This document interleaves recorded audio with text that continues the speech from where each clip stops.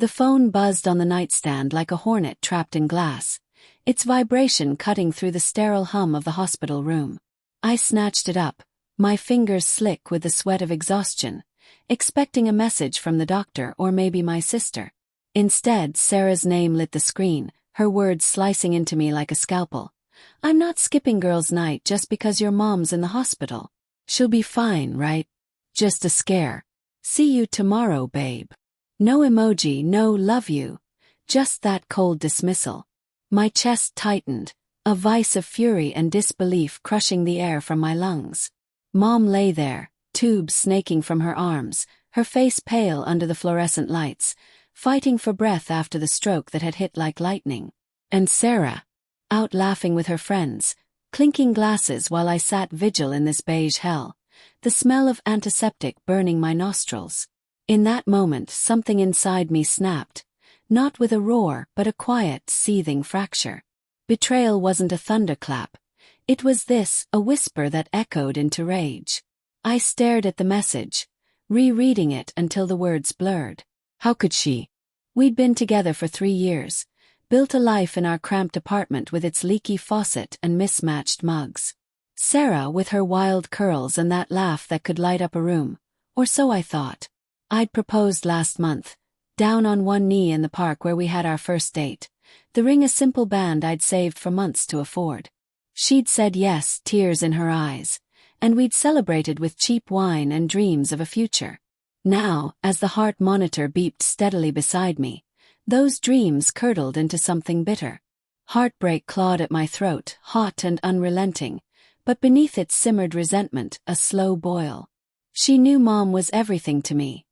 My anchor after Dad left when I was 10. Sarah had held me through nights when I'd confessed my fears of losing her too. And this was her spitting on that vulnerability. I paced the hallway, the linoleum cold under my sneakers, the murmur of nurses' voices a distant drone. Denial crept in first, a feeble shield. Maybe she didn't get how bad it was. Maybe she was stressed from work, her marketing job sucking the life out of her with endless deadlines. But no, I'd called her sobbing from the ambulance, voice cracking as I described Mom's collapse in the kitchen, the way her words slurred like melting ice. "Come if you can," I'd begged. Her response, a quick, "Oh no, keep me updated." And now this text, casual as ordering takeout. I imagined her at the bar, lipstick fresh, flirting with the bartender like she did when she thought I wasn't watching. Humiliation burned in my gut. How many times had I defended her to friends who said she seemed distant? "She's just independent," I'd insist. Now I felt like a fool, exposed and raw. By dawn, Mom stabilized, her eyes fluttering open to squeeze my hand weakly.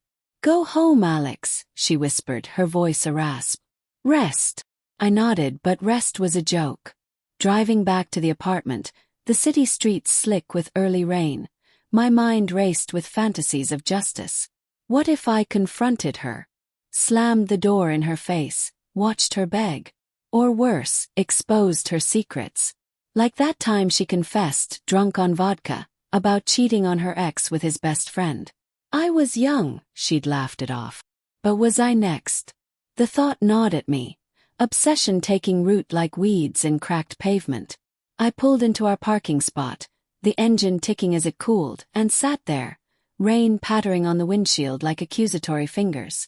Inside, the apartment reeked of her perfume, jasmine and vanilla, cloying now. Her clothes strewn on the couch, a half-eaten takeout container on the counter. I poured coffee, black and scalding, letting it burn my tongue as punishment for my blindness. Guilt flickered then. Was I overreacting? Mom would be okay, the doctors said. But no, this wasn't about the outcome. It was about her choice. Prioritizing shots and selfies over my crumbling world. I scrolled through her social media on my phone, her stories popping up. Grainy videos of her and her friends at O'Malley's, laughing, arms linked. No mention of me, of Mom. Just girls' night vibes. Woman dancing, my thumb hovered over the block button, but I stopped. Not yet. Revenge whispered in my ear, seductive and cold. Make her feel this pain. But how? I wasn't violent. I was an accountant, for God's sake. crunching numbers in a cubicle. Yet doubt mingled with resolve. Could I really hurt her? Morally, it twisted my insides, but the betrayal justified it, didn't it? That afternoon, Sarah breezed in, heels clicking on the hardwood, a bouquet of wilted daisies in hand. "Hey babe, how's your mom?" Her voice was light, performative, like she was reading from a script. She leaned in for a kiss, but I turned away, the scent of alcohol lingering on her breath. "She's stable," I muttered, stirring my cold coffee. "Thanks for asking." She frowned, setting the flowers down with a thud. "What's that supposed to mean?" "I texted you last night." "Yeah, you did." I met her eyes, green and wide with feigned innocence. "Girls' night was more important, huh?" She sighed, rolling her eyes as she kicked off her shoes. "Alex, come on. It was planned weeks ago. Jess is going through a breakup, she needed us. And you said it was just a scare." "A stroke isn't a scare." My voice cracked, anger surging like a wave. The room felt smaller, the air thick with unspoken accusations. She flinched, but recovered quickly, crossing her arms. "I'm sorry, okay? Should have come. But I hate hospitals. They remind me of when my dad died." Her tone softened, a manipulation I'd fallen for before. Was it genuine? Her dad had passed from cancer 5 years ago. She'd cried in my arms about it. But now it felt like a weapon deflecting my hurt. We argued in circles, her apologies laced with defensiveness, mine with barely suppressed rage. "You don't get it," I said finally, voice low. "This shows where I stand." She threw up her hands. "God, Alex, dramatic much. I'll visit her tomorrow." She stormed to the bedroom, slamming the door. I stood there, fists clenched, the echo ringing in my ears. That night, as she slept, I lay awake, staring at the ceiling fan's lazy spin. Plans formed in the dark. Check her phone. Follow her. No subtler. Discover if this was isolated or a pattern. Foreshadowing my descent, I slipped out of bed, her phone charging on the dresser. Password, our anniversary. Unlock. Messages from Mike. Work friend. Last night was fun. Can't wait for next time. My heart plummeted, a stone in icy water. Not just neglect. Infidelity. The pieces clicked. Late nights at the office. Sudden gym obsession. Betrayal deepened, a chasm opening. The next day, I feigned forgiveness over breakfast. Eggs scrambling in the pan with a sizzle that matched my simmering fury. "I'm sorry I snapped," I said, forcing a smile. She beamed, relieved. "No, I get it. Love you." But inside, obsession gripped me. Track her, expose her. Moral conflict raged. Was I becoming the monster? Yet resentment won. I installed a tracking app on her phone while she showered, the steam fogging the mirror like my clouded judgment. Quiet calculation began. Weeks blurred into a haze of pretense. Mom recovered slowly at home, her speech therapy sessions a reminder of Sarah's absence. I'd visit alone, lying about Sarah's work trips. Meanwhile, I watched her patterns. Tuesdays at a coffee shop with Mike, their laughter captured on my app's geofence alerts. Photos synced to our cloud. Innocent at first, then damning. A selfie in lingerie sent to him. Heartbreak evolved into cold resolve, fantasies sharpening. What if I ruined her career? Leaked the affair to her boss? Or confronted Mike, a burly sales guy from her firm? Fear nipped at me. What if she left first? But doubt fueled me, she deserved this. One evening, rain lashing the windows like accusations, she came home late, makeup smudged. "Client dinner," she lied, avoiding my eyes. I nodded, pouring wine. "Tell me about it." Dialogue dripped tension, her stories riddled with holes. Mike was there, boring as usual. Liar. Suppressed rage boiled under my calm facade. That night, I dreamed of her begging for mercy, guilt twisting the knife. The turning point came at Mom's birthday dinner, a small gathering at her house. Sarah arrived late, dressed too tight, perfume overpowering the roast chicken's aroma. "Traffic," she excused. But my phone buzzed, An alert, she'd been at Mike's apartment. Humiliation peaked as she chatted superficially with my family. Her hand on my knee a mockery. Inside I plotted, end this but not cleanly. Make it hurt. Subtle hints escalated my plan. I started small, anonymous emails to her work, hinting at unprofessional conduct. Nothing traceable, sent from a burner account at a library cafe. The clack of keyboards masking my keystrokes. Her stress mounted. Weird day at the office, she'd complain, rubbing her temples. I feigned concern, hugging her while imagining her downfall. Inner conflict surged. Guilt at my deception, fear of getting caught. Was this justice or obsession? But resentment drowned it. She'd chosen Mike over my dying mom. No mercy. Discovery deepened the suspense. Rifling through her drawer one afternoon, sunlight slanting through blinds like prison bars, I found a hidden journal. Entries confessed everything. Alex is sweet, but Mike excites me. Last night, while I was at hospital, Pages of betrayal. Her handwriting loopy and careless. Heartbreak reignited, but now with proof. I photographed it all, evidence for my arsenal. Moral grayness loomed. Blackmail? No, smarter, use it against her subtly. Tension built at a company party she dragged me to. Fairy lights twinkling in the ballroom. Jazz music swirling like my thoughts. Mike was there, smirking as he shook my hand. His grip firm and knowing. Sarah talks about you a lot, he said, eyes gleaming. Suppressed rage made my smile brittle. Later, alone with her on the balcony, city lights sprawling below like scattered jewels, I probed. You and Mike seem close.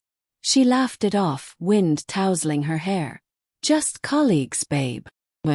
That night, driving home in silence, rain streaking the windows, I decided. Time for action. The plan crystallized over coffee the next morning. Steam rising like my resolve. I'd confront her with evidence, but twist it. Make her think Mike betrayed her first. Forge messages from him, admitting the affair to her boss. Plant them on her phone. Obsession consumed me. I barely slept, pacing our apartment at night, floorboards creaking underfoot. Doubt whispered, what if she truly loved me once? But memories of her text that fateful night silenced it. Execution day arrived, a crisp autumn evening, leaves crunching outside like brittle bones. I cooked her favorite, pasta carbonara, cheese melting creamy and rich. Wine flowed, her guard down. This is nice, she said, twirling noodles. I nodded, heart pounding. Then casually. Saw something interesting today. I slid my phone across, photos of her journal open. Her face drained of color, fork clattering. How, Alex, that's private. Private like your nights with Mike. My voice was steel, cold resolve masking the storm inside. She denied at first, tears welling, authentic or manipulative. It was a mistake. I love you. But as I revealed the tracking, the emails, her facade cracked. You're insane, she screamed, standing so fast her chair toppled with a thud. Insane. You ditched me when Mom nearly died. Fury erupted, words I'd bottled for months. We circled each other in the kitchen, accusations flying like shards. I was scared, she sobbed. Commitment freaked me out after Dad. Layered motives emerged, her fear of loss mirroring mine, but twisted into selfishness. Moral complexity hit. We were both broken, but she'd shattered us. The twist unfolded as she grabbed her phone, dialing Mike. He knows, she hissed. But I'd anticipated. Hacked her contacts subtly, rerouting to a voicemail I'd set up. His confession played. Sarah, I told HR everything. Sorry. Forged, of course. Her scream echoed, raw and defeated. She lunged at me, nails raking my arm, drawing blood warm and sticky. I shoved her back, guilt flashing. Had I gone too far? In the chaos, she fled to the bedroom, slamming the door. Followed pounding. It's over. Inside silence. Panic spiked. Had she hurt herself? I burst in. She sat on the bed, phone in hand, texting frantically. But not to Mike, to her boss. Whoa. My heart stopped. Screenshots of my tracking app, emails I'd sent. "If you expose me, I expose you," she whispered, eyes cold. "Stalking, harassment. You'll lose everything." Standoff. Revenge backfired, poetic justice in her counter. I backed away, humiliation anew. But wait, her journal entry I'd missed. "If Alex finds out, frame him as obsessed." Hidden motive, she'd planned this escape. We divorced quietly, her affair leaked by anonymous, costing her job. But she sued for emotional distress, winning a settlement. I moved in with Mom, scars fading. Twist. Months later, a letter, Mike's suicide note, blaming her manipulation. She'd driven him to it, her guilt now eternal. Revenge wasn't mine. Fate delivered it, cold and unforeseen. I burned the note, resolve hardening. Betrayal's echo lingers, but so does survival.